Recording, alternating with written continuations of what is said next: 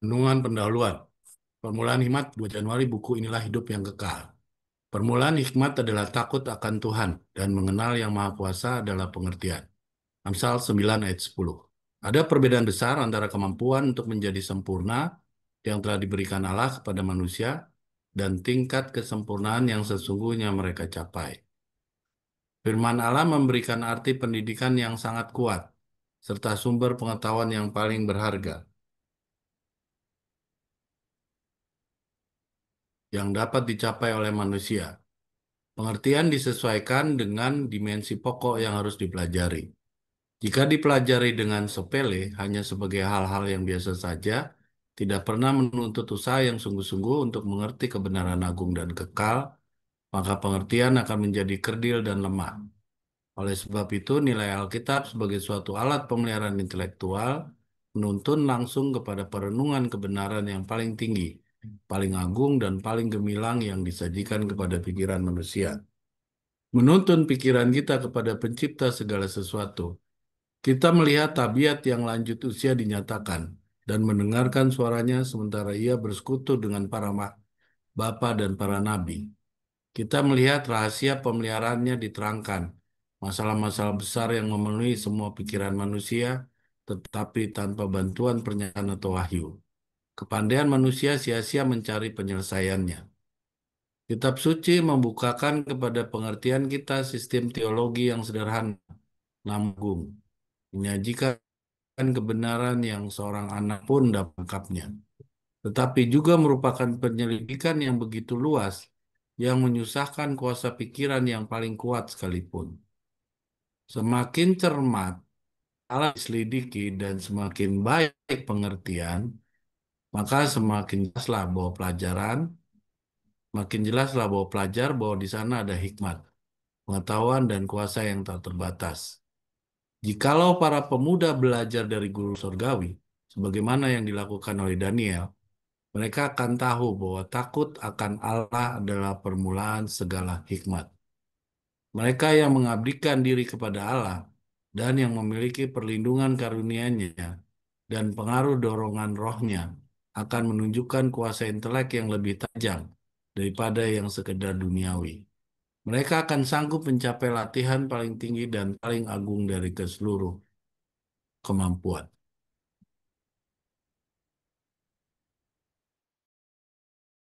Pengetahuan yang dangkal tidak cukup. Pada mereka Allah mau memberitahukan betapa kaya dan mulianya rahasia itu di antara bangsa-bangsa lain, yaitu Kristus ada di tengah-tengah kamu. Kristus yang adalah pengharapan akan kemuliaan. Kolose 1 ayat 27. Ada banyak rahasia dalam firman Allah yang menghentikan penyelidikannya pada waktu kita baru saja mulai menerima sedikit pengetahuan mengenai Kristus. Sementara masih sedikit dari maksud ilahi diungkapkan kepada pikiran, dan kita mulai mendapat sedikit pengetahuan mengenai tabiat Allah. Lalu kita merasa puas berpikir bahwa kita telah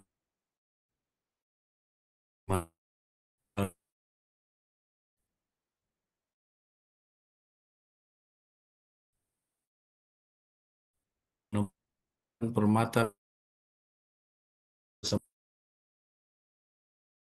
Yesus dengan apa yang dikatakannya ketika ia menyuruh murid-muridnya untuk menyelidiki kitab-kitab suci. Menyelidiki artinya membandingkan tulisan dengan tulisan dan perkara-perkara rohani dengan yang rohani. Kita tidak boleh merasa puas hanya dengan pengetahuan yang dangkal. Kita tidak boleh mengerti setengah-setengah apa yang Tuhan mau lakukan kepada umatnya.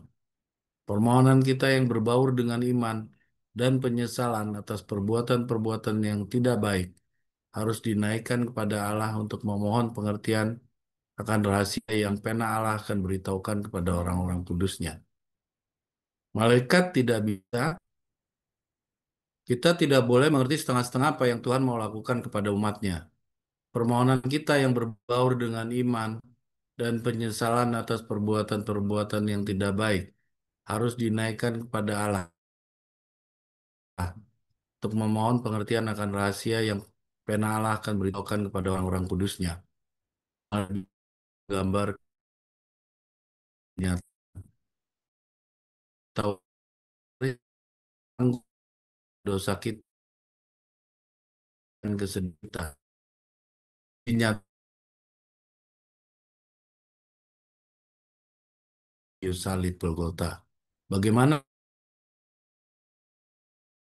saling bertuhan satu sama lain? Bagaimana kebenaran Kristus jatuh? Di sana diperagakan hikmat, belas kasihan, dan kasih yang tak terhingga. Dalamnya, tingginya, panjangnya, dan luasnya kasih dan hikmat. Semua pengetahuan dinyatakan rencana keselamatan. Ia yang memberikan kuasa dalam benar bikinnya. Juru selamat berkata, berbahagialah orang yang lapar dan dibebaskan. Di sini ada beberapa catatan ya dari dua topik tadi di atas.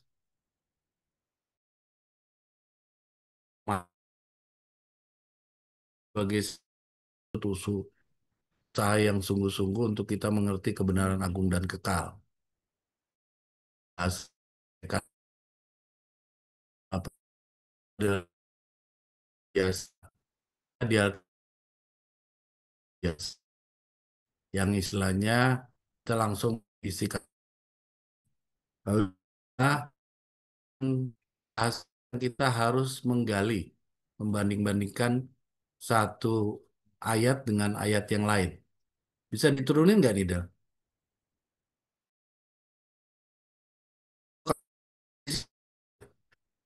Saya lanjutkan ya.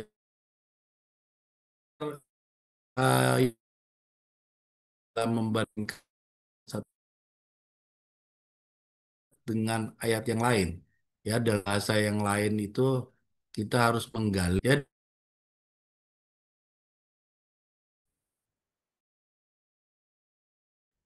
Ya, jadi bahasa yang menggali ini kita diwajibkan membaca seperti apa yang kita pelajari selama waktu itu sama dan bisa dan tujuan dari keselamatan yang Tuhan berikan dalam bahasa-bahasa yang bersifat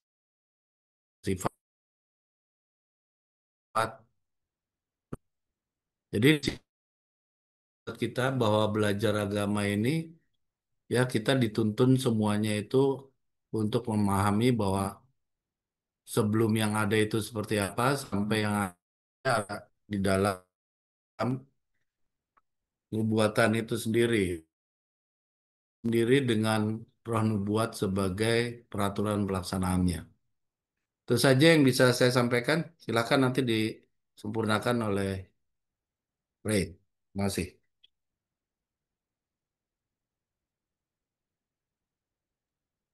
Ya, terima kasih Saudara Victor.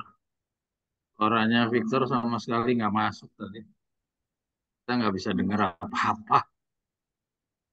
Ya, kita coba baca kembali ya. Coba Dela boleh dinaikkan ke atas deh.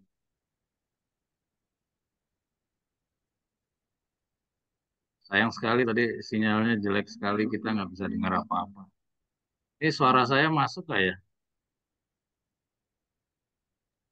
Masuk Kak Enco, Terdengar jelas ya? jelas. Jelas Kak Enco. Jelas, Kak. Kalau gitu tadi Victor posisinya mungkin ya. Oke, ya. Kita mulai lagi ya, kita ulangi lagi, kita coba baca pelan-pelan. Karena bacaan ini benar-benar menentukan kita posisinya kita di akhir bagaimana. Tadi yang seperti tadi saya kasih permulaan dari sambutan kepada Saudara Yanto, ini terlihat di dalam bacaan yang kita baca di depan mata. Ya. Saudara-saudara coba kita ikuti sama-sama. Ada dua tulisan yang kita sedang baca. Yang pertama adalah permulaan hikmah. Jadi di sini diperlihatkan dari Amsal Soleman 9 ayat 10. Ya, ini tertulis di dalam buku Inilah Hidup yang Kekal, tanggal 2 Januari. Permulaan hikmat adalah takut akan Tuhan dan mengenal yang maha kuasa adalah pengertian. Ya, saudara lihat, dia membedakan antara permulaan hikmat. Hikmat ya adalah takut akan Tuhan, dan mengenal yang maha kuasa adalah pengertian. Jadi diawali dari takut, baru dia meningkat kepada pengertian. Ingat, ini bagian daripada kebenaran oleh iman. Ya, hikmat dulu, baru nanti dia dapat pengertian. Jadi bangunkan dulu itu hikmatnya, ya, muncul dari rasa takut adalah takut akan Tuhan. Dan dia terdorong baru nanti meningkat kepada mengerti. Jadi karena takut sama Tuhan, maka dia baca, ya, ini kalau kita hubungan dengan pembenaran oleh iman, dan dari membaca dia mengenal yang maha kuasa, dan mengenal yang maha kuasa itu artinya mengerti. Oke, mari kita lanjut. Ada perbedaan besar antara kemampuan untuk menjadi sempurna yang telah diberikan Allah kepada manusia dan tingkat kesempurnaan yang sesungguhnya mereka capai. Jadi ada beda antara kemampuan berusaha menjadi sempurna, ya, ya, ada perbedaan antara kemampuan untuk menjadi sempurna dan tingkat kesempurnaan. Ya, kemampuannya itu berbeda, antara perbedaan besar antara kemampuan dan tingkat kesempurnaan itu ada perbedaan. Ya, mari kita terus. Firman Allah memberikan arti pendidikan yang sangat kuat, serta sumber pengetahuan yang paling berharga yang dapat dicapai oleh manusia. Pengertian disesuaikan dengan dimensi pokok yang harus dipelajari.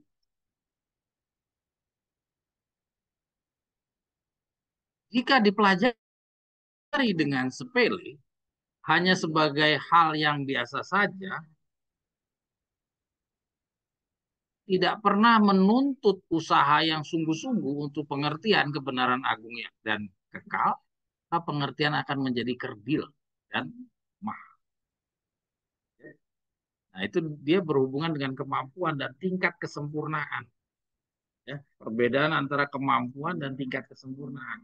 Jadi kalau kemampuannya itu sebenarnya dia bisa banyak, ya, ya, tapi tingkat kesempurnaannya, kalau dia kemampuannya itu bisa banyak tapi dia usahanya cuma sekedar-sekedar, ya tingkat kesempurnaannya juga cetek.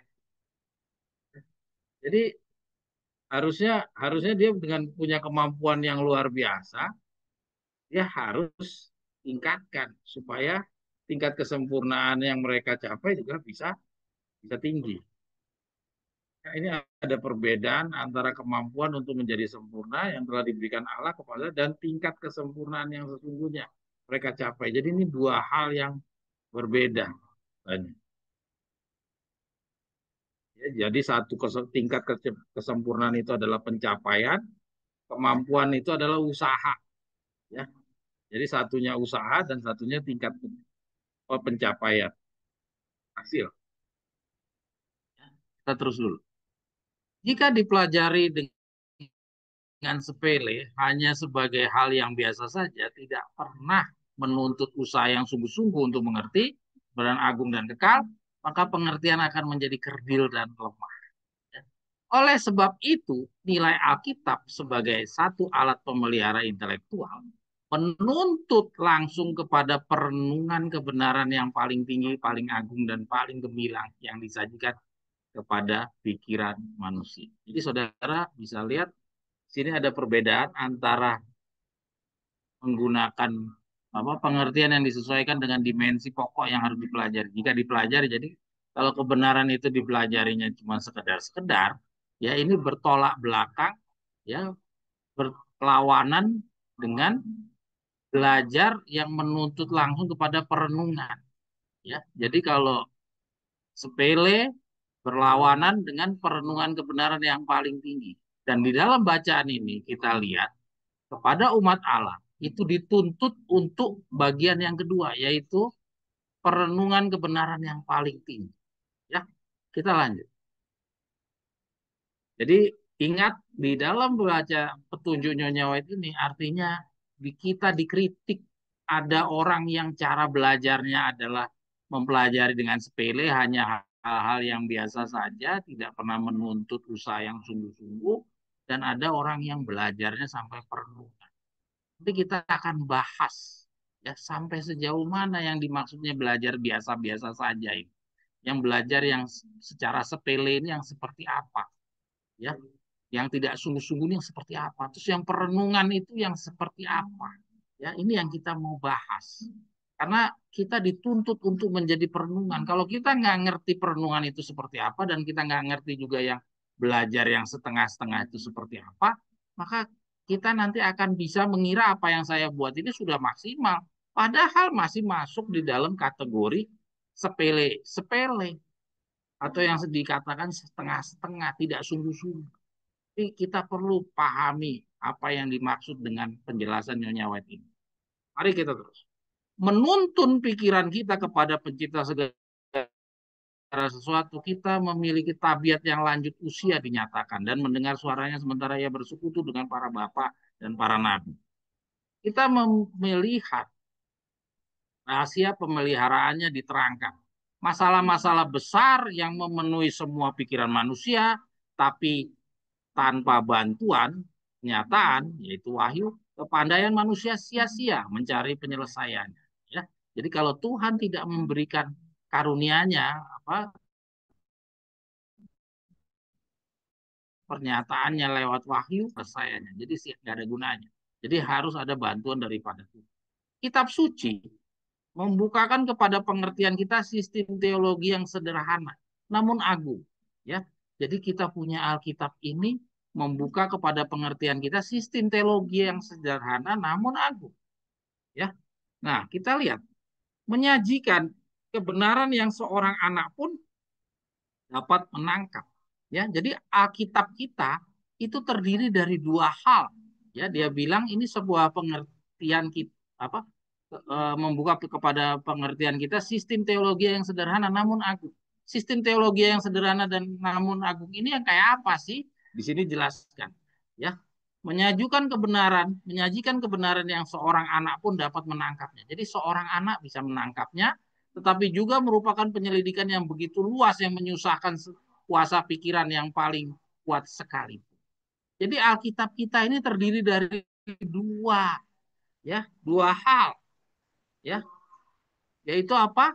Bagian yang bisa dipahami oleh anak kecil sekalipun, tapi ada bagian juga yang butuh penyelidikan yang sangat luas, ya, penyelidikan yang begitu luas, yang menyusahkan kuasa pikiran yang paling kuat sekalipun. Jadi orang punya pikiran yang sangat pintar sekalipun itu dibikin susah, ya.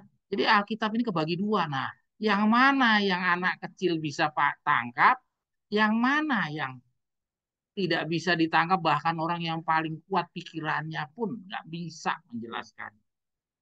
Yang mana? Nah, ya, kita lanjut.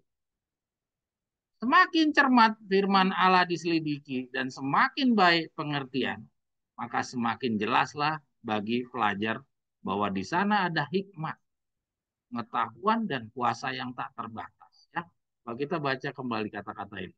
Semakin cermat firman Allah diselidiki dan semakin baik pengertian, maka semakin jelas bagi pelajar bahwa di sana ada hikmat, pengetahuan, dan kuasa yang tak terbatas. Saudara-saudara sekalian, yang di atas tadi kita lihat itu sudah dibagi dua. Ada yang berpikirnya secara sepele, ya, ada yang berpikir dengan perenungan. Nah, jadi dengan kita hubungkan dengan paragraf yang berikutnya, terlihat bahwa yang perenungan itu maksudnya apa yang dimaksud dengan perenung? Bagaimana yang namanya merenungkan itu? Ya, di sini dijawab bahwa merenungan itu berhubungan dengan menyelidiki, ya. Jadi perenungan di situ bukan cuma renung-renung, ngelamun-ngelamun di tepi sungai, di tepi pantai itu ngelamun aja. Bukan, diselidiki. Semakin cermat firman Allah diselidiki dan semakin baik pengertian, ya, maka semakin jelaslah bagi pelajar bahwa di sana ada hikmah. Jadi yang dimaksud dengan perenungan itu menyelidiki, ya. Dan menyelidiki apa yang diselidiki? Ya, kita baca semakin cermat firman Allah diselidiki. Jadi firman Allah yang diselidiki, ya, semakin baik pengertian. Nah, jadi semakin mulai terbuka nih cara belajar. Belajar kita sudah semakin luas. Mari kita terus. Jikalau para pemuda belajar dari guru surgawi, sebagaimana yang dilakukan oleh Daniel, mereka akan tahu bahwa takut akan Allah adalah permulaan segala hikmat. Nah, jadi orang yang mau menyelidiki ini adalah jenis dari orang yang punya takut, ya, takut akan Allah, ya, dan melalui takut akan Allah ini dia mendapatkan hikmat dari sebagaimana yang didapatkan oleh si Daniel. Jadi kalau saudara, ya, melakukan penyelidikan kepada firman Allah, maka Anda akan mendapatkan kehikmatan sama seperti yang Daniel dapat, ya. Jadi beda dengan yang hanya belajar secara sepele-sepele, ya. Jadi saudara lihat bagaimana menyelidiki. Nanti kita akan pelajari lebih dalam lagi dijelaskan di bawah. Ya, kita ikut terus, ya. Mereka yang mengabdikan diri kepada Allah dan yang memiliki perlindungan karunia-Nya dan pengaruh dorongan rohnya akan menunjukkan kuasa intelek yang lebih tajam daripada yang sekedar duniawi. Ah, jadi kalau gitu, ini kan cuma ada dua hal yang dibicarakan, sepele dan perenungan. Nah, kalau di wilayah yang menyelidiki firman Allah ini atau perenungan, itu lawannya kepada yang sepele, maka kalau dikatakan daripada yang sekedar duniawi, maka yang sepele ini artinya dianggap sama Tuhan sama seperti orang dunia belajar. Ya, lanjut. Mereka akan sanggup mencapai latihan paling tinggi dan paling agung dari seluruh kemampuan. Nah, lihat. Jadi konsekuensinya kita pun akan mampu, ya, mencapai satu latihan yang paling tinggi, paling agung dari seluruh kemampuan. Jadi kita akan mencapai hal yang tertinggi kalau kita mau menyelidiki, ya, menyelidiki firman Tuhan. Oke, lanjut. Jadi kalau kita lihat tadi, kita dicontohkan kepada Daniel, ya, boleh Dela ke atas dulu sedikit. Kalau kita contohkan kepada Daniel tadi, maka kita akan bisa lihat, ya, bahwa terbukti karena Daniel sudah dia punya kehikmatan karena dia mau menyelidiki dengan cermat firman Allah, maka dia mencapai suatu latihan paling tinggi dan paling agung dari seluruh kemampuan.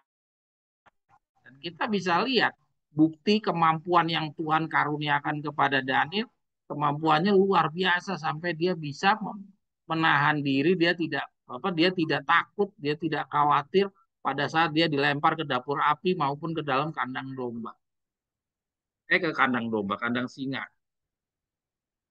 Ya, nah ini artinya kita terjawablah yang namanya kemampuan untuk menjadi sempurna dan tingkat kesempurnaan yang sesungguhnya. Jadi Daniel itu sudah mencapai kemampuan untuk menjadi sempurna dan dia sudah mencapai juga tingkat kesempurnaan yang sesungguhnya. Itu dari yang kita baca dari bagian yang pertama. Kita lanjut. Lagi geser. Pengetahuan yang dangkal tidak cukup, ya. Tadi kita sudah lihat di atas dibicarakan tentang belajar yang sepele, ya. Katanya pengertian kita itu akan dipengaruhi oleh kalau kita belajar hanya sepele, hal-hal yang biasa-biasa saja atau yang tidak sungguh-sungguh, ya. Nanti kita akan mendapatkan pengetahuan yang kerdil dan dangkal, pengertian yang kerdil dan dangkal. Di sini kerdil dan lemah. Nah, di sini pengetahuan yang dangkal. Mari kita ikuti. Dapat apa di dalam bacaan yang ini?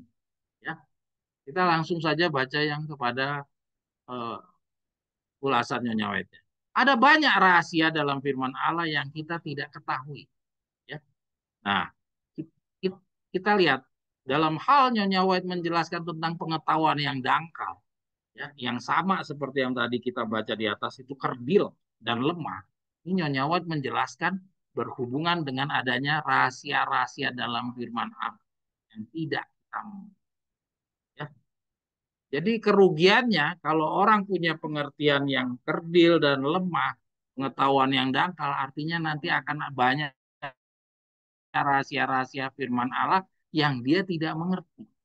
Kita lanjut. Dan banyak di antara kita yang merasa puas dan menghentikan penyelidikan pada waktu kita baru saja mulai menerima sedikit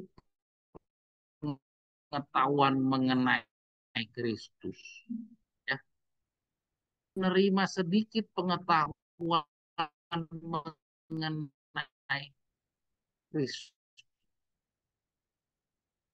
Ya, banyak orang yang seperti ini. Dan orang yang seperti ini dia bilang ada apa? Adalah orang yang mempunyai pengertian yang dangkal, kerdil, dan lemah. Ya, yang dihasilkan dari apa? Dari belajar yang sepele, hal-hal yang cuma biasa-biasa saja, ya, hal-hal yang tidak sungguh-sungguh belajar. Ya, oke, kita lanjut. Sementara masih sedikit dari maksud ilahi diungkapkan kepada pikiran dan kita mulai mendapat sedikit pengetahuan mengenai tabiat Allah, lalu kita merasa puas berpikir bahwa kita telah menerima semua terang yang ada bagi kita dalam firman. Tapi kebenaran Allah adalah tak terbatas. Dengan usaha keras kita harus bekerja dalam tambang kebenaran untuk menemukan permata-permata berharga yang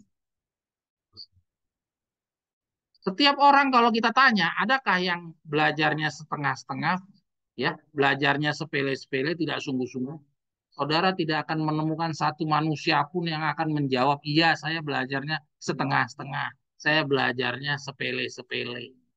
Tidak ada, saudara akan temukan orang yang seperti itu. Semua orang akan mengatakan, saya belajarnya sungguh-sungguh, saya belajarnya maksimal.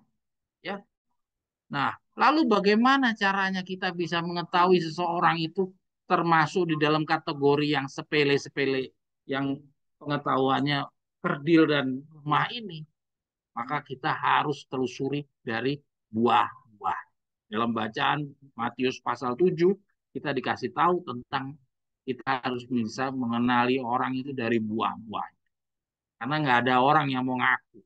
Ya, demikian juga kita mau menilai diri kita sendiri, apakah kita termasuk dari orang yang belajarnya sepele-sepele, ataukah kita belajarnya yang perenungan, ya, menyelidiki. Kita juga melihat dari buah-buahnya diri kita sendiri, buah pikiran kita. Nah, kita lanjut. Demikianlah maksud Yesus dengan apa yang dikatakannya ketika ia menyuruh muridnya untuk menyelidiki kitab suci.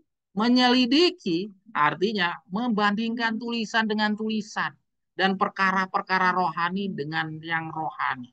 Kita tidak boleh merasa puas hanya dengan pengetahuan yang dangkal. Di bacaan yang ini semakin jelas bahwa orang yang punya pengertian yang dikatakan tadi belajarnya sepele, setengah-setengah, yang hasilnya adalah mempunyai pengertian yang hanya apa pengertiannya kerdil dan lemah. Terus di sini dikatakan pengetahuan yang dangkal. Itu adalah orang-orang yang tidak mau menyelidiki, ya, dia tidak mau menyelidiki. Nah, sedangkan yang satunya, ya, yang perenungan itu adalah orang yang mau menyelidiki. Dan menyelidiki itu seperti apa? Di sini dijelaskan yang dikatakan menyelidiki itu yang bagaimana. Yang menyelidiki itu adalah membandingkan antara tulisan dengan tulisan. Ya, perkara rohani dengan perkara rohani. Jadi artinya orang yang satunya ini kok bisa dikatakan dia cuma belajarnya setengah-setengah? Ya, mungkin secara kita tanya sama orangnya, orangnya nggak bakalan mau dibilang belajarnya cuma setengah-setengah. Orangnya nggak bakalan mau dibilang belajarnya yang biasa-biasa saja. Orangnya nggak bakalan mau dibilang belajarnya sepele-sepele. Tapi dari buah-buahnya metode dia belajar, ya, Alkitab menunjukkan kepada kita bahwa metode cara belajarmu yang cuma mengandalkan satu tulisan, tidak membanding-bandingkan, mengandalkan hanya satu pegangan petunjuk Alkitab atau apapun terus dijunjung tinggi besar-besar, ya, maka itu adalah kategori orang yang belajarnya sepele-sepele. Ini Alkitab yang bilang, bukan saya. Ya. Jadi kita bisa lihat kalau orang yang di dalam belajarnya perenungan atau menyelidiki, dia harus bisa kita lihat dari buahnya. Yaitu apa? Usahanya dia membanding-banding. Kalau dia usahanya membanding-bandingkan, artinya kita bisa dapatkan bahwa orang yang kita hadapi adalah jenis orang yang mau menyelidiki. Jenis orang yang sama dengan Daniel, yaitu orang yang mempunyai hikmat. Ya, nah, kita lanjut. Kita tidak boleh mengerti setengah-setengah apa yang Tuhan mau lakukan kepada umatnya. Nah, jadi jelas yang setengah-setengah itu artinya orang yang tidak mau banding-membandingkan. Ya, oke? Kita terus. Nah, udah loncat langsung kita ke bawah. Kita baca yang hitamnya. Dalamnya, tingginya, panjangnya, dan luasnya kasih dan hikmat, semua pengetahuan telah dinyatakan dalam rencana keselamatan. Jadi sudah disampaikan semua. Tinggal kamu mau membandingkan atau tidak. Atau kamu cuma mau junjung tinggi. Satu kutipan saja lebih tinggi daripada yang lain. Atau kamu abaikan petunjuk yang lain.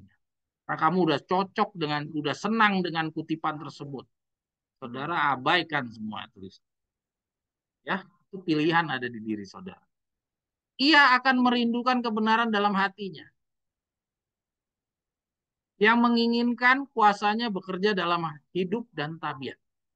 Akan benar-benar memilikinya. Tuh, ya.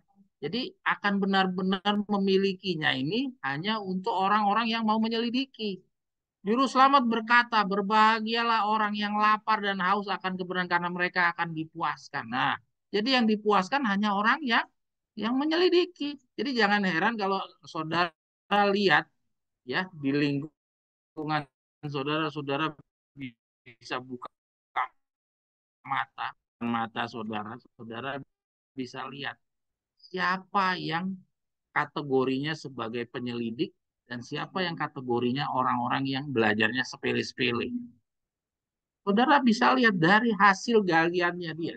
Kalau dia galiannya ternyata dia pengetahuannya menjunjung tinggi satu kutipan, ya, terus bertentangan dengan kutipan-kutipan yang lainnya, sudah jelas dia itu dalam bacaan kita dia dikategorikan sebagai orang-orang yang berpengertian kerdil dan lemah. Terserah dia mau marah, mau tersinggung, ini Nyonya White yang ngomong, ya. Tapi ketika saudara menemukan atau menguji seseorang dan saudara menemukan bahwa dia mempunyai pengertian-pengertian yang jauh lebih luas daripada orang yang tadi, yang satunya, dan sudah uji bahwa ternyata hasil yang dia dapatkan itu hasil dari membanding-bandingkan banyak tulisan-tulisan dan perkara-perkara rohani dengan perkara rohani, maka saudara yakinlah bahwa orang yang saudara temui yang kedua ini, inilah orang yang dikatakan di dalam Matius 5 ayat 6 adalah orang yang dilaparnya akan kebenaran.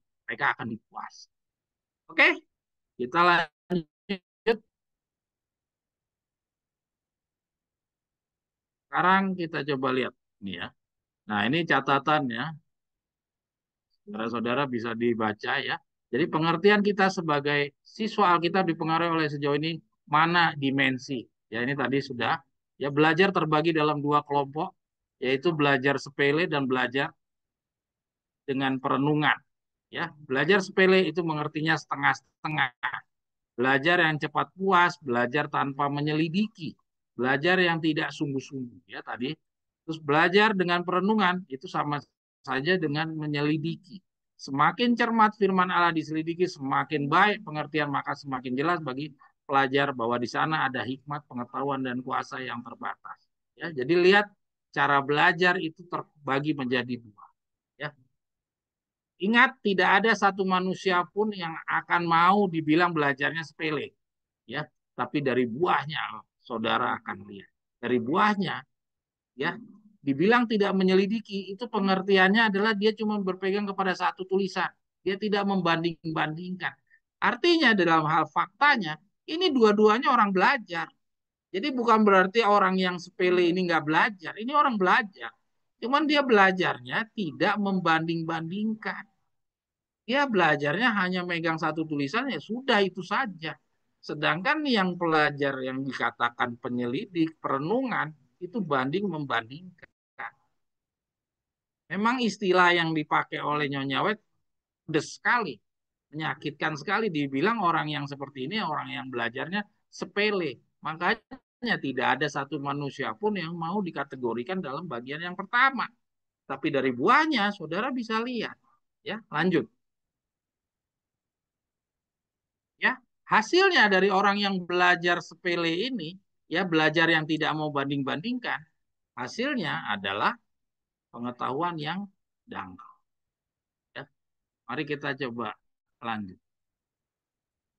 Belajar yang tidak membanding-bandingkan satu tulisan dengan tulisan yang lain, ya, atau perkara rohani dengan perkara rohani lainnya, berarti hanya fokus kepada satu pengertian dari sesuatu bacaan saja, ya, sama dengan tidak menyelidiki. Ya, karena tadi kan kita sudah baca definisi menyelidiki adalah banding membandingkan, ya. Jadi belajar sepele itu mengertinya setengah-setengah, belajar cepat puas, belajar tidak sungguh-sungguh, pengetahuannya hasilnya adalah pengetahuan yang dangkal, ya, sesuai Nyonya White yang bicara, bukan saya, ya. Nah, kita baca tulisan yang lain. Hukum pikiranlah yang akan mempersempit atau memperluas matra. Ya, ini Tante Siana tadi posting di dalam tulisan Pembuatan Berbicara, bagus sekali. Di sana dikasih lihat tentang bobot pikiran. Ya, pikiran kita itu ditentukan oleh apa yang kita konsumsi. Ya, hukum pikiranlah yang akan mempersempit atau memperluas hal-hal yang mana ia terbiasa. Kemampuan mental pasti akan mengkerut atau dan akan kehilangan kemampuannya menangkap arti-arti dalam firman Allah. Kecuali pikiran itu digunakan dengan sekuat tenaga dan terus-menerus untuk menyelidiki kebenaran. Pikiran akan menjadi luas jika ia digunakan untuk menelusuri hubungan-hubungan pokok-pokok Alkitab, membanding-bandingkan kitab dengan kitab, dan perkara-perkara rohani dengan yang bersifat rohani. Jadi lihat, jadi pikiran kita jadi dangkal tuh kalau jadi sempit. Ya, pikiran kita akan jadi sempit kalau kita cara belajarnya seperti orang yang pertama tadi. Ya, yang cara belajarnya dikatakan oleh Ellen G. White sebagai belajar sepele. Ya, saudara, berapa banyak orang yang cara belajar yang kayak begini, yang cuma mengandalkan satu kutipan saja. Berapa banyak, saudara? Berapa banyak juga saudara menemukan orang yang belajarnya banding-membandingkan. Hampir-hampir saudara nggak ketemu sama orang yang belajarnya membanding-banding. Nah, terus, ya, pergilah ke bawah permukaan. Kekayaan pikiran yang paling berharga sedang menunggu murid yang cerdas dan rajin di sana. Saudara lihat, pergilah ke bawah permukaan. Jadi artinya, orang yang belajarnya tidak membanding-bandingkan, itu artinya belajarnya cuma di permukaan. Ya, saudara amati. Kalau orang belajarnya cuma yang demikian saja yang tampak di permukaan, ya, buah hasilnya pengertiannya adalah sama seperti yang pada umumnya orang pahami. Ini adalah jenis dari orang yang belajarnya sepele. Ini Nyonya White yang kata.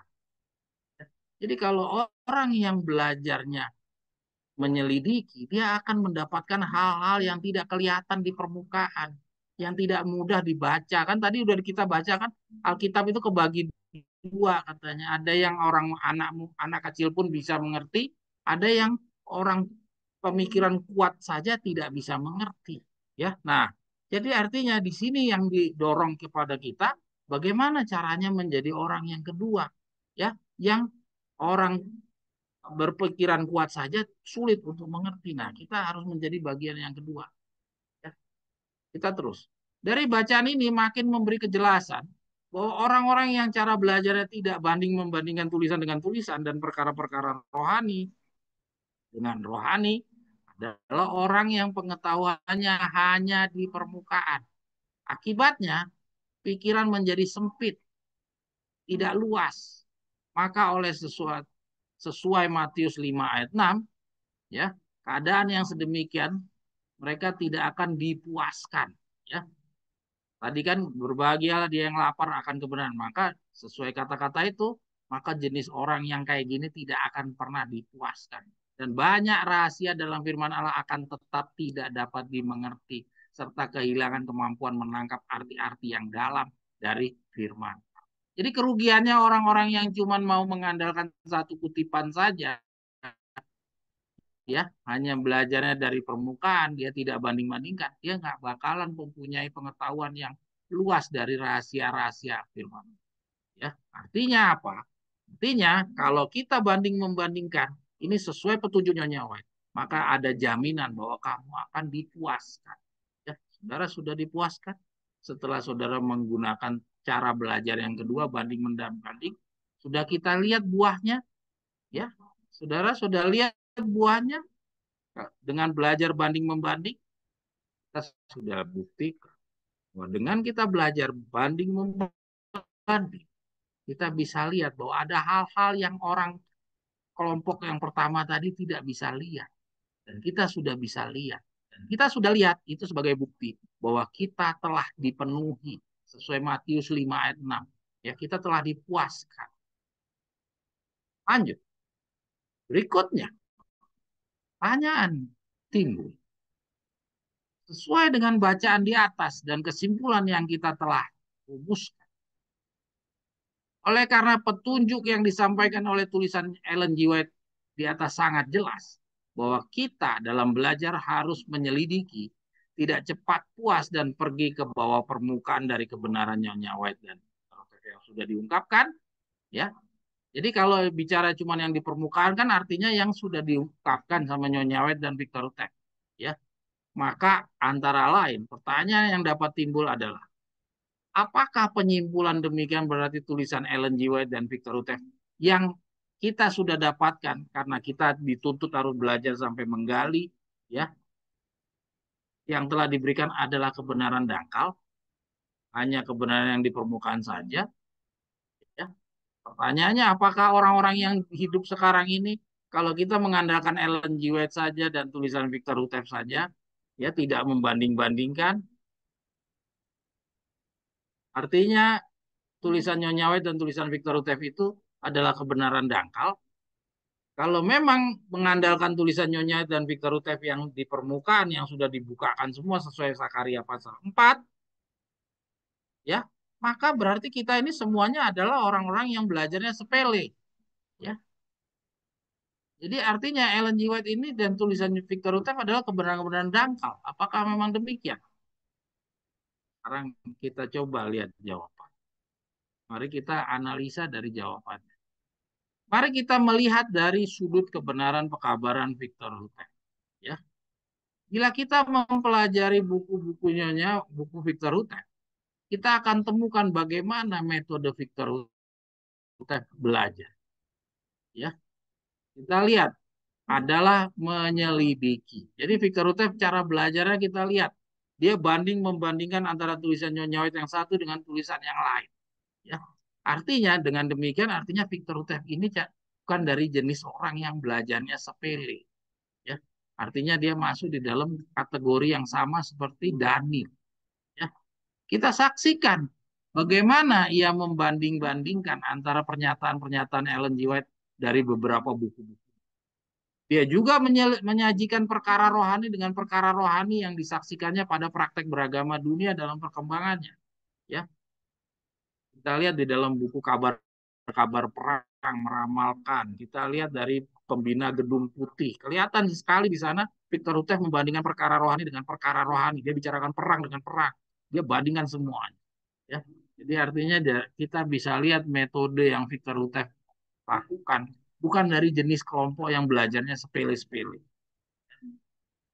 Dengan demikian, sesuai petunjuk bacaan yang telah kita baca di atas, jelas tulisan-tulisan Victor Ruteff bukanlah kebenaran-kebenaran dangkal atau kebenaran-kebenaran permukaan. Namun, ya, sesuai dengan kutipan berikut, artinya kalau kita ini analisa dulu. Kalau Victor Ruteff adalah kebenaran yang disampaikan oleh Victor Ruteff bukan kebenaran dangkal, ya. Lalu kalau kita baca Nyonya White dan Victor Ruteff saja, artinya saat ini kita nggak ketemu orang yang dalam pemahaman belajarnya sepele. Lalu siapa yang belajarnya sepele? Kalau gitu yang belajar sepele hanya orang Advent loh, karena dia menolak pekabaran tongkat. Ya, apakah iya semua yang belajar di dalam pelajaran tongkat gembala ini sudah bebas dari cara berpikir belajar yang dangkal? Mari kita ikuti bacaan berikut. Di sini terlihat bahwa ilham tidak secara sekaligus menerangi jalan kita menjadi jalan jelas sampai kepada akhirat. Melainkan dilakukannya begitu secara langkah demi langkah. Bahwa kebenaran Allah itu adalah bersifat terus berkembang. Bahwa kita tidak pernah dapat mengatakan dengan sungguh-sungguh adalah kita memiliki semua kebenaran untuk membawa kita dengan jelas memasuki pintu-pintu gerbang mutiara. Amaran sekarang jilid 1 nomor 11. Ya, kita lanjut lagi. Ya, saudara lihat. Jadi kita sementara kita coba lihat setelah kita lihat bagaimana metode Victor Rutte belajar, terbukti bahwa kita sekarang sudah berada bebas dari yang namanya belajar secara sepele. Tapi dari amaran sekarang jilid 1 nomor 11 dikatakan oleh Victor Rutte bahwa kita jangan pernah puas. Ya, jangan pernah merasa bahwa kita sudah mempunyai kebenaran yang lengkap. Jadi hasil dari Victor Rutte meninggal tahun 1955, artinya usaha penyelidikan Victor Rutte berhenti.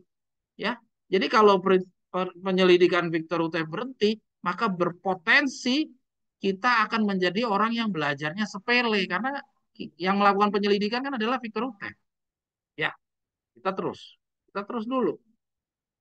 Dan sesuai petunjuk dan perintah Victor Rutte kepada guru-guru, ya, guru-guru kebenaran dalam kepercayaan dasar Davidian MAHK halaman 26 27 kita baca sebagai guru-guru dari tongkat gembala terbitan resmi dari Persekutuan Davidian Masih Advent hari ke-7 pada saat itu ya terbitan resmi guru-gurunya adalah terbitan resmi karena pada saat itu organisasi masih ada.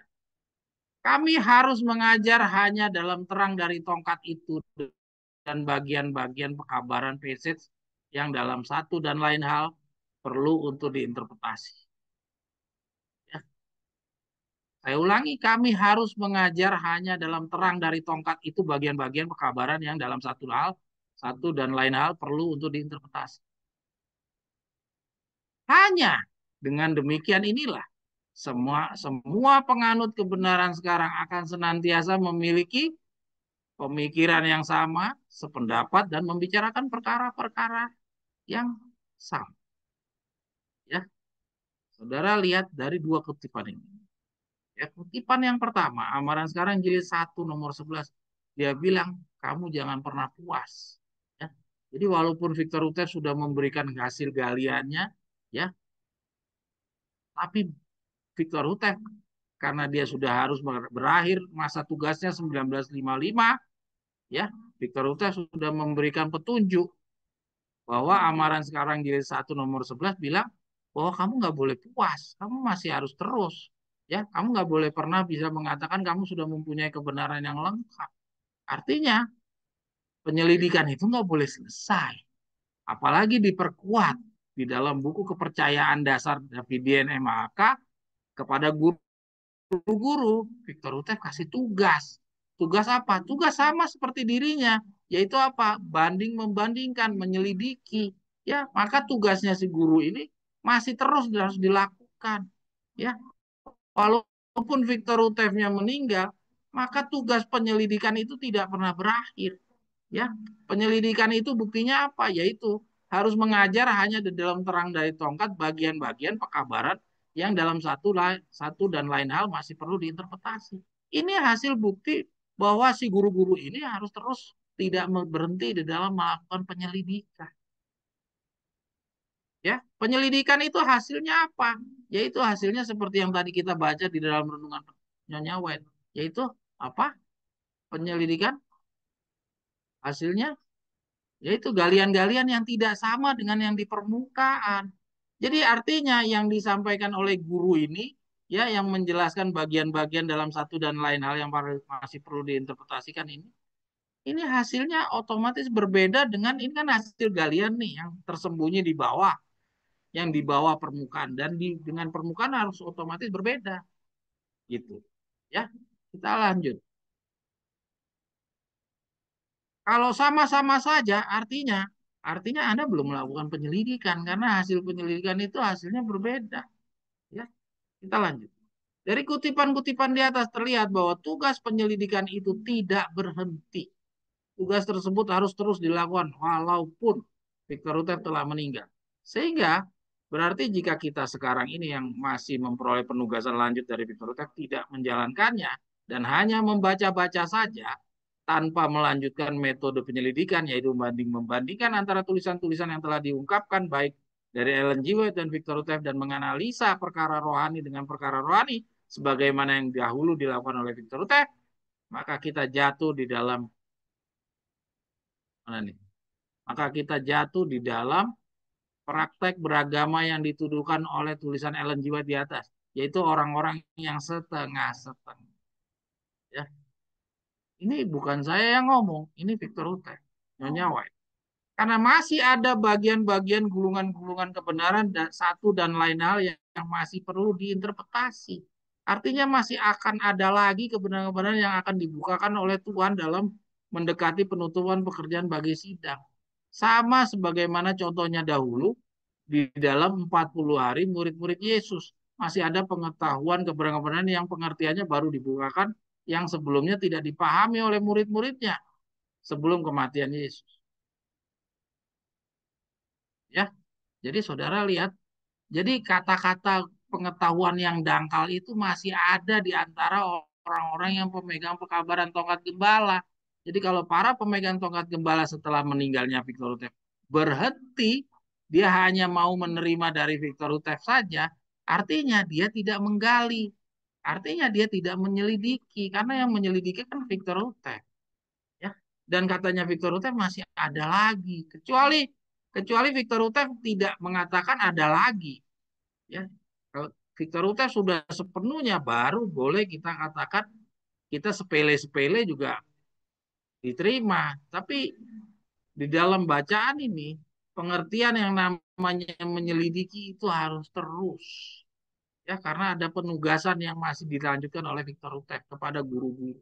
Jadi, Victor Rutev yang menghasilkan buku-buku tongkat gembala sesuai kebenaran yang dibukakan oleh Tuhan hingga selesai penugasannya adalah secara pribadi adalah dari jenis orang yang belajar menyelidiki, melakukan perenungan.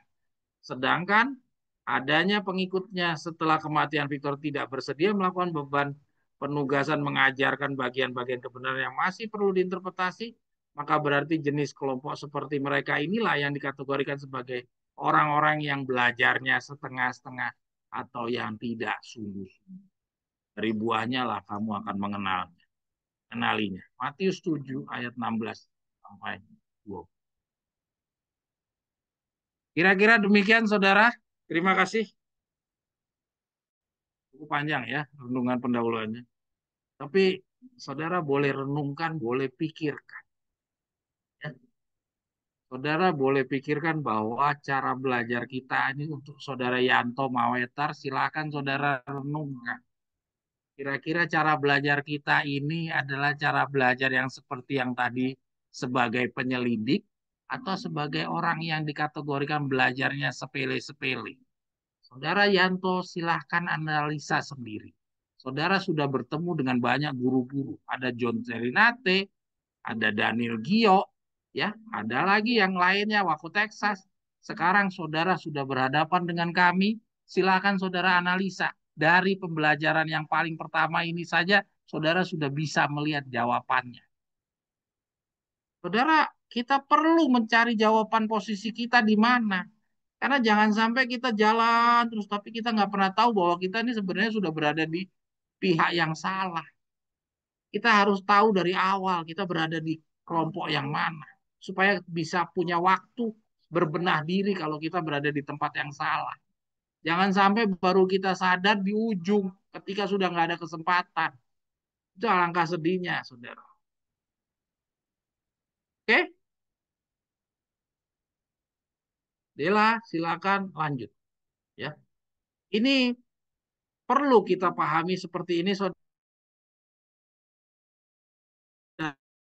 Ini masih di dalam kategori yang dikatakan Alkitab sebagai pelajar-pelajar yang belajarnya sepele. Sakit hati saudara kalau dikategorikan sebagai kelompok yang belajarnya sepele. Padahal mereka yang belajar itu sudah sungguh-sungguh. Hanya karena metode belajarnya mereka tidak membandingkan, tidak perkara rohani dengan perkara rohani. Kesimpulannya dia dianggap sama Alkitab sebagai belajarnya tidak sungguh-sungguh. Sakit hati saudara. Ya, nanti akan ada orang yang akan mengatakan, Tuhan, Tuhan, saya sudah mengusir setan dengan namamu. Ya, jangan saudara katakan orang-orang yang mengatakan, Tuhan, Tuhan, saya sudah mengusir setan dengan namamu. Ini orang-orang yang nggak serius, orang-orang yang main-main beragamanya. Tidak, ini orang sungguh-sungguh semua. Ya, kita nggak bicara orang yang main-main di sini. Semua orang serius-serius. Tapi alangkah sedihnya orang-orang yang serius ini ternyata orang-orang yang dipakai oleh agen-agen setan. Jadi sedih, saudara. Jadi hati-hati, saudara. Saudara coba pelajari aja ke masa lalu. Orang-orang yang dipakai oleh setan itu agen-agennya orang serius-serius. Bukan orang main-main. Mulai dari Paus. Paus itu orang yang serius. Ya, pengikut-pengikutnya serius. Ya, sampai orang-orang yang penolak-penolak pekabaran tongkat gembala itu semua orang-orang serius. Bukan orang yang main-main. Oke, kita lanjut. Nah, bagian yang kedua ini, saya mau menunjukkan kepada saudara tentang keberadaan kita, saudara. Sekali lagi, saya mau menunjukkan kepada saudara keberadaan kita. Ya, keberadaan kita adalah di dalam paruh yang kedua, ya, dari pendidikan yang Tuhan berikan kepada rasul-rasul. Saudara-saudara, ini sudah beberapa kali kita belajar, tapi di dalam kesempatan ini saya mau menunjukkan, menegaskan kepada saudara, posisi kita ini seperti apa. Saya mau menegaskan kembali. Saudara-saudara sudah banyak yang sudah mengerti, tapi pada kesempatan ini saya mau menegaskan kembali. Ya, kita ini adalah, bagaimana kita sudah sama-sama pelajari, kita adalah contoh saingan dari 40 harinya bangsa rasul-rasul. Kita 40 harinya, 40 harinya Musa naik ke Gunung Sinai, ya, 40 tahun dari bangsa Israel berputar-putar di Mesir, padang gurun, ya. 30 tahunnya Yohanes Pembaptis, 300 tahunnya Henokh, 40 harinya Daud ditawan oleh Goliat, ya. 40 tahunnya Yeskel, ya, di zamannya Yeremia, ya, dan seterusnya. Nah, dalam gambar yang kita lihat ini, saya mengambil satu contoh yang paling dekat kepada kita, karena kita adalah contoh saingan dari buah-buah pertama waktu di zamannya Yesus mengumpulkan murid-muridnya. Ya, nah, kita lihat di sini, ini adalah perbandingan. Ya, saudara lihat ini perbandingan antara contohnya di rasul-rasul dan contoh saingannya di kita. Ya, kita udah paham ini ya. Kita berada di dalam paruh yang kedua, yaitu paruh di tahun 31 sampai di tahun di mana nanti 40 hari setelah Yesus bangkit, Yesus akan mencurahkan Roh Suci hujan. Itu adalah dicontoh saingankan kepada kita dari tahun 1991 sampai tahun 2020. Sekali lagi saya ingatkan kepada saudara, gambar ini bukan berarti kita harus letterlock hitung 40 hari. Ini bukan angka yang fix, bukan angka yang mutlak. Ya, ini adalah lambang. Jadi kita contohkan kepada tahun 91 sampai 2027. Tahun 91 adalah peristiwa di mana kita semua tahu Waco Texas telah dibeli kembali. Ya, organisasi Davidian berdiri kembali setelah dibubarkan tahun 1962. Ya, setelah Victor Hutai meninggal tahun 1950. Oke, ya, ini gambar yang pertama. Gambar yang kedua, adalah lanjut. Gambar yang pertama ini berbicara tentang banding membandingkan. Bagian yang kedua, kita coba lihat. Dan inilah bagian ini yang saya mau fokuskan. Tapi bukan, kita belum masuk ke dalam bagiannya, kita akan baca dulu. Isi dari 40 hari itu kita apa? Tambang contoh dan contoh saingan 40 hari kita isinya apa? Mari kita baca. Apa yang membedakan antara pendidikannya murid-murid di 3,5 tahun dan apa yang membedakan murid-murid di dalam 40 hari? Kita akan lihat di dalam petunjuk-petunjuk Nyonya White berikut ini. Sebelum kita masuk ke dalam gambar. Ya.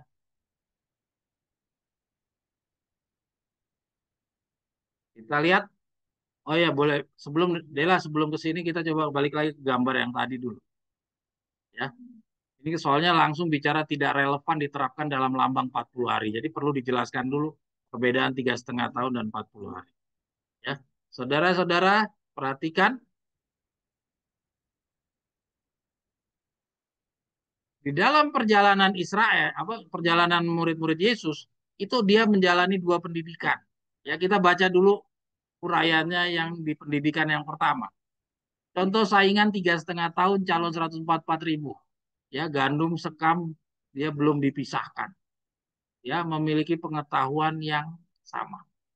Ya, rasul-rasul setelah mendapat panggilan Yesus dan mengikuti Yesus kemanapun. Ya, jadi yang tahun 27 ke belakang itu rasul-rasul belum mendapatkan panggilan Yesus. Tahun 2027 sampai tahun 31 itu dia setelah mendapatkan panggilan Yesus dan mengikuti Yesus kemanapun. Ya, terus di tahun 31 ada perjamuan suci. Kita lihat isinya di dalam 40 harinya murid-murid Yesus. Ya, Yesus 40 hari bersama murid memberikan pengertian dari yang sebelumnya tidak diberikan. Membentuk manusia baru. Ya, jadi manusia baru itu tidak dibentuk sama Yesus di 3,5 tahun. Ya, Yesus gagal. Terbukti dari apa? Waktu upacara cuci kaki, mereka masih mencari kedudukannya masing-masing, masih berebutan posisi. Ya, Yudas masih ada. Ya, nah kita lihat di dalam contoh saingannya, gandum dan sekam terpisah. Sama seperti contohnya, gandum dan sekam terpisah. Ya, ujian rendah hati karena perkembangan gulungan kebenaran dibukakan hanya kepada guru-guru, tidak lagi kepada. Ya, jadi saudara lihat apa yang kita dapatkan penjelasan di dalam 40 hari ini kita kita tidak dapatkan di periode yang sebelumnya. Ya, gandum dan sekam itu masih ada di dalam periode yang sebelumnya. Ya, sebelumnya. Dan ujian rendah hati karena perkembangan gulungan kebenaran dibukakan itu juga tidak kita dapatkan di sebelumnya. Ya, ujian rendah hati. Ya, ada ujian-ujian rendah hati yang akan didapat di dalam periode 40 hari. Ya, ujian-ujian itu sudah ada di dalam periode yang sebelumnya, tapi akan ada ujian-ujian yang tidak bisa kita prediksi dalam periode 40 hari. Ya. Terus ada perkembangan gulungan kebenaran yang dibukakan di dalam periode 40 hari. Dan artinya ini ada kebenaran-kebenaran yang tadi kita sudah baca sama-sama, bahwa guru-guru kebenaran harus menerangkan satu dan lain hal, ya, yang masih perlu diinterpretasi. Jadi artinya akan ada pengetahuan-pengetahuan yang lebih luas daripada yang dipunyai oleh Victor Hutef. Karena Victor Hutef sudah mengakhiri penugasannya. Artinya ada kebenaran-kebenaran yang tidak dia ketahui karena dia sudah meninggal. Ya. Jadi sama seperti murid-muridnya Yesus. Kita tahu di dalam 40 harinya murid-murid Yesus mempunyai pengetahuan yang lebih dibandingkan waktu dia masih di dalam periode pendidikan yang 3,5. Jadi kita sudah bisa lihat ada perbedaan 40 hari dan perbedaan 3,5 tahun. Sekarang kita coba lihat. Ya, mari kita lihat Dela. Lanjut.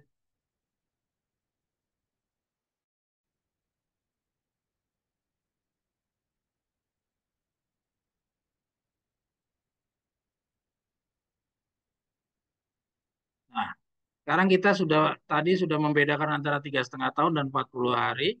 Sekarang kita coba masuk kepada tulisan-tulisannya nyawa. Mari kita baca, sebelum kita baca judulnya, kita baca dulu uraiannya. Kita akan letakkan kira-kira ini lebih tepat di periode yang mana. Oke, lanjut. Berkaitan memanfaatkan waktu luang. adanya kesempatan. Ya, kantongilah Alkitab kecil bersamamu sementara engkau bekerja dan manfaatkanlah setiap kesempatan untuk menghafalkan janji-janjinya yang berharga itu. Ya, jadi kita lihat di dalam petunjuk Review and Herald 27 April 1905 ini, ya, kita diberitahukan bahwa kita harus mengantongi Alkitab bersama kita sementara kita bekerja dan memanfaatkannya setiap kesempatan untuk menghafalkan janji-janjinya yang berharga itu. Ya, jadi artinya Nyonya White di dalam bacaan ini masih memandang bahwa kita itu layak untuk tetap terus bekerja, ya, terus bekerja. Dan dalam hal kita bekerja, jangan sampai pekerjaan kita terbengkalai karena kita lebih memanfaatkan waktu untuk belajar. Jadi artinya dalam hal ini Nyonya White sangat toleran sekali untuk kita tetap mengutamakan pekerjaan dan belajar kebenaran itu hanya kalau ada kesempatan. Suruh kantongi. Ya, kita bisa lihat di sini. Nah, ini kita akan menyimpulkan ini taruh di mana? Kira-kira di periode 3,5 tahun atau di 40 hari. Ya, kita coba nanti akan kita lihat. Nanti kita akan letakkan di dalam gambar tadi. Ya, kita coba baca saja dulu. Karena kita akan menemukan tulisan Nyonya White yang seperti ini ada beberapa tulisan Nyonya White. Ya, oke, yang pertama ini, yang kedua adalah baik bagi kita untuk menggunakan waktu 1 jam setiap hari untuk merenungkan hidup Kristus. Kita harus melakukannya selangkah demi selangkah dan biarlah daya hayal membayangkan setiap gambaran, khususnya gambaran saat-saat terakhir.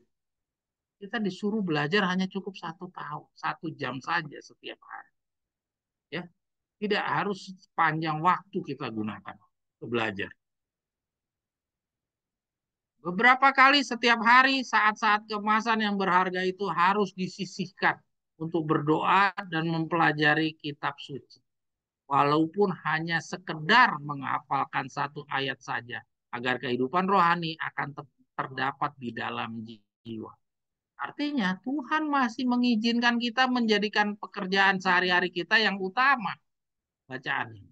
Jadi kalau kita baca singkat dari kata-kata ini terlihat bahwa menjadikan pekerjaan sehari-hari itu yang utama kayaknya nggak jadi masalah. Padahal kita baca di dalam tulisan yang lain, Tuhan mau meminta bahwa dirinya harus yang utama. Kebutuhan sehari-hari menjadi yang kedua. Tapi sama setan dibalik. Kebutuhan sehari-hari yang pertama. Bacaan ini seakan-akan mengizinkan untuk apa yang dibuat oleh setan itu berlaku di dalam diri kita. Kita lanjut dulu. Ya, kita ini juga mau kita letakkan di mana? Apakah di dalam lambang pendidikan 40 hari atau di pendidikan 3,5 tahun? Marilah kita jadi penyelidik, ya. Kita terus. Hanya sedikit saja manfaat yang diperoleh dari membaca kitab suci secara terburu-buru. Seseorang dapat membaca seluruh Alkitab namun tidak berhasil melihat keindahannya serta mengerti kedalamannya, makna yang tersembunyi. Ya. Jadi kalau baca tidak sampai sampai kepada yang di dalam, ya, kita cuma lihat di permukaan, katanya kita tidak akan mendapatkan tidak berhasil melihat keindahannya. Keindahannya kita nggak dapat kalau cuma di permukaan. Satu bagian yang pendek yang dipelajari sampai makna jelas kepada pikiran dan hubungannya dengan rencana keselamatan jelas betul. Itu lebih bernilai daripada membaca beberapa pasal tanpa tujuan tertentu serta tiada pengajaran yang positif yang diperolehnya. Itu yang dilakukan kita semua, banyak yang kayak gitu. Baca cepet-cepet. Ya. Peganglah selalu Alkitabmu. Kalau kau mempunyai kesempatan, bacalah. Jadi toleran sekali Tuhan, ya. Jadi baca kalau kamu punya kesempatan. Kalau nggak punya kesempatan, ya sudah, taruh aja tuh Alkitabmu. Aduh, toleran sekali Tuhan di sini. Enak sekali, ya. Tapi alangkah sayangnya ini tidak berlaku bagi kita, saudara. Bacalah, letakkanlah ayat-ayat Alkitab itu dalam pikiranmu. Mesti engkau berjalan di jalan-jalan, engkau dapat membaca satu bagian dan merenungkannya. Dengan demikian memasukkan dalam pikiran. Aduh, benar-benar Tuhan penuh pengertian.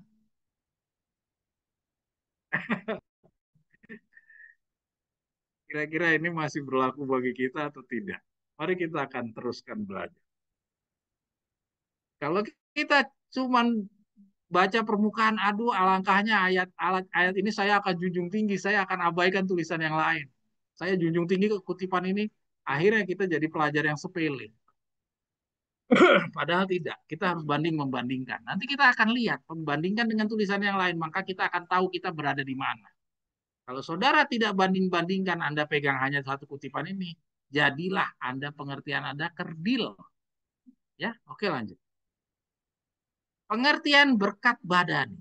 Nah, sekarang kita lihat pengertian berkat badan. Segala berkat ini akan datang kepadamu dan menjadi bagianmu jika engkau mendengarkan suara Tuhan Allahmu. Diberkatilah engkau di kota, diberkatilah engkau di ladang, diberkatilah buah kandungmu, hasil bumimu dan hasil peternak-ternakmu. Ya, yakni anak lembu sapimu dan kandungan kambing dombamu. Diberkatilah bakulmu, tempat adonanmu. Diberkatilah engkau pada waktu masuk dan diberkatilah engkau pada waktu keluar. Kira-kira ini masih berlakukah di zaman kita? Kita terus. Ya. Tadi kita sudah lihat betapa tolerannya Tuhan. Aduh, enak banget. Tuhan mengerti bahwa saya punya waktu sangat singkat. Saya sibuk sekali di kantor. Ya, saya sibuk berbisnis. Tuhan pengertian sekali. Terus baca yang ini, Tuhan akan memberikan berkat kepada bakul kita, tempat adonan. Apa iya ini berlaku juga bagi kita? Kita lanjut terus. Jangan Anda terbuai dengan kata-kata yang indah-indah ini. Ya, ini adalah bacaan yang paling sering Anda dapatkan pendeta-pendeta Advent. Ya, alangkah sedihnya. Dan saudara kalau baca ini juga, saudara juga temukan di saudara-saudara kita yang sudah pegang tongkat gembala. Ternyata masih juga bawa-bawa yang kayak gini. Kita lihat. Nanti kita akan bandingkan. Tuhan akan memerintahkan berkat ke atasmu di dalam lumbungmu dan di dalam segala usahamu. Ia akan memberkati engkau di negeri yang diberikan kepadamu oleh Tuhan Allahmu. Tuhan akan menetapkan engkau sebagai umat yang kudus seperti yang dijanjikan. Lanjut deh. Jika engkau berpegang kepada perintah Tuhan Allahmu dan hidup menurut jalan yang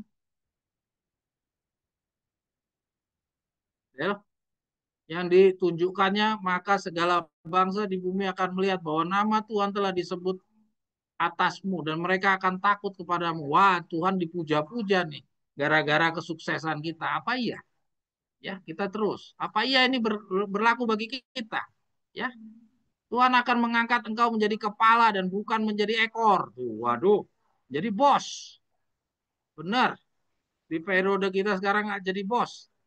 Rasul-rasul aja langsung suruh tinggalkan pekerjaannya. Ya. Waktu dia jadi apa? Pemungut cukai, Matius disuruh copot jabatannya. Ikut aku. Ya. Maka dia bisa jadi pemimpin, jadi kepala, atau dia jadi ekor. Ya. Nah, saudara, jangan setiap bacaan Nyonya White yang enak-enak Anda kira itu adalah berlaku bagi saudara. Tidak, saudara. Baca Nyonya White itu harus kenali ini periodenya untuk siapa. Jangan langsung dibawa seenak-enaknya kepada diri saudara.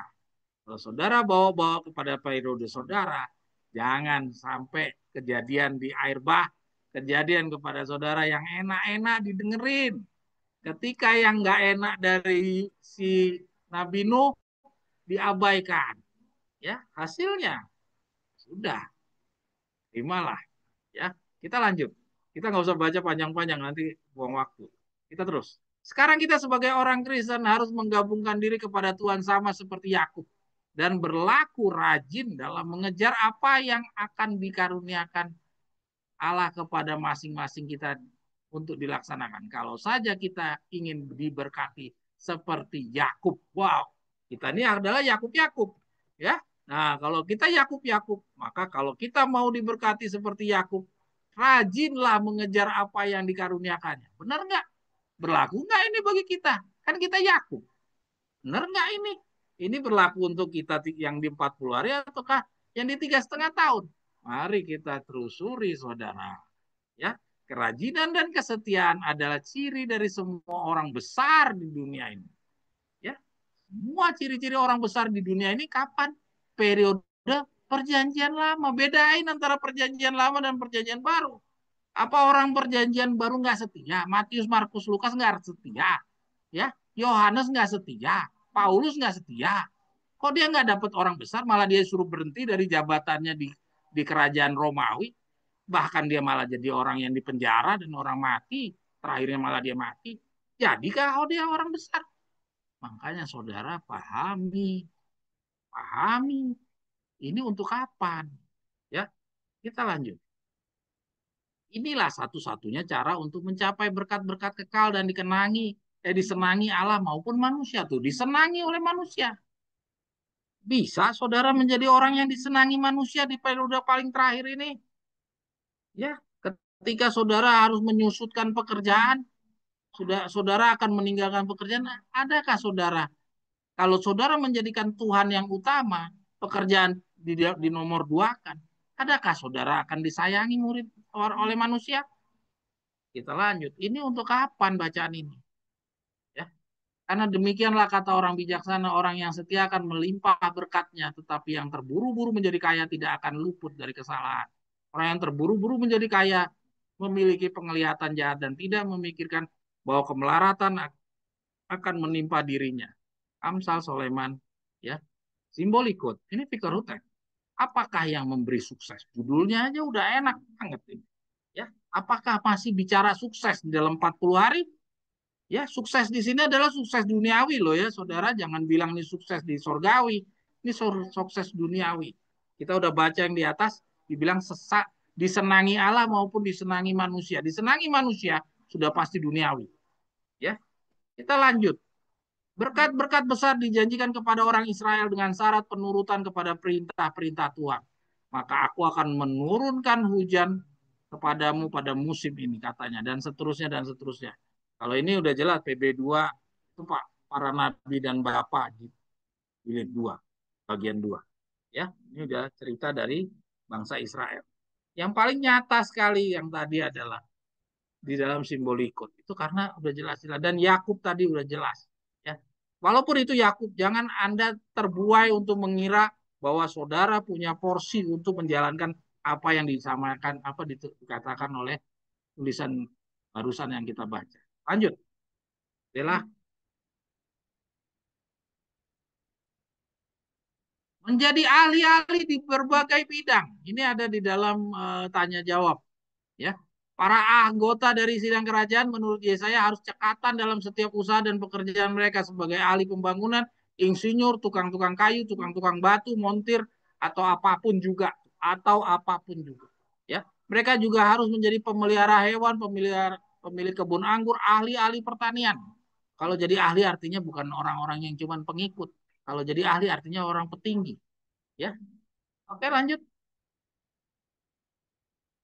Mereka harus cakap dalam ilmu manajemen. Wow. Terus, ya, kita langsung baca yang hitamnya aja. Ya, terus ke bawah. Ya, makin seorang menjadi pintar, pengaruh agama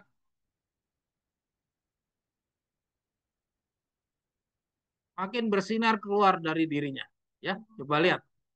Makin seorang menjadi pintar, pengaruh agama akan bersinar keluar dari dirinya. Bisa saudara membawa agama kepada pekerjaan saudara? Saat sekarang kita sudah belajar bahwa kita harus menjadikan agama yang utama. Ya.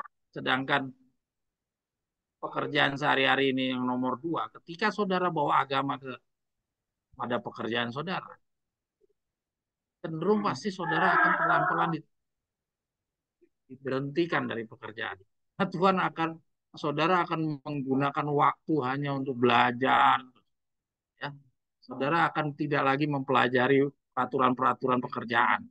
Ya. Nanti lambat laun saudara akan dihentikan kalau benar-benar saudara melaksanakan tuntutan yang bagian kita sekarang. Ya. Ini untuk kapan? Bacaan ini bukan tidak bersalah, tapi bacaan ini untuk kapan? Bukan untuk orang yang di periode 40 hari. Ini buat orang yang di dalam periode yang masih di dalam proses kita belajar, bukan proses yang sudah persiapan penugasan. Ya, masih kita baca lebih lanjut.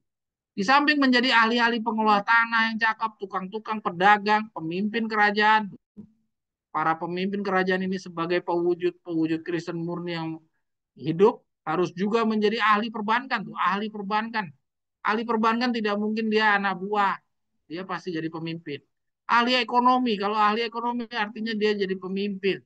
Paling tidak dia di staf ahli.